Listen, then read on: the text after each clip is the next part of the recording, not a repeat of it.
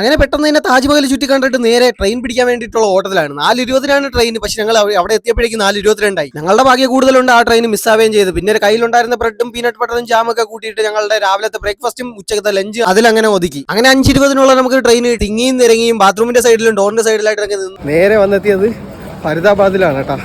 അപ്പോ ഇവിടെ നിന്നാണ് നമ്മൾ മെട്രോ പിടിക്കാൻ പോകുന്നല്ലേ? അതെ. ഇനിയിപ്പോ മെട്രോയില് നേരെ ഡൽഹിയിൽ പോകാം. അവിടെയാണ് നമ്മളെ ബസ് വരുന്നത്. മണാലിയിലോട്ടോ പോകുന്ന ബസ്. അവരെ ഞങ്ങളെ കാത്ത് കിടക്കുകയാണ്. ഇവിടെ ട്രെയിന് എത്ര മണിക്കൂർ ലേറ്റ്? 7 മണിക്കൂർ ട്രെയിൻ മൊത്തം ടോട്ടൽ നോക്കി കഴിഞ്ഞാൽ ഞങ്ങളിപ്പോൾ ഈ പോയത് ഇടത്തെല്ലാം മൊത്തത്തിൽ ട്രെയിൻ ഷോക്കായിരുന്നു. ട്രെയിനിൻ്റെ ടൈമിങ്ങിന് വരത്തുമില്ല.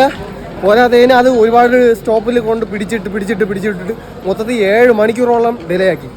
അതുകൊണ്ടാണ് ഇത്രയും ഇതായത്. ഇനിയിപ്പോൾ തിടുക്കം കാട്ടി നേരെ ഓടി പോവുകയാണ്. നേരെ ഓടി ഇനി നേരെ എങ്ങനെയെങ്കിലും മെട്രോ പിടിക്കണം. അതാണ് ലക്ഷ്യം.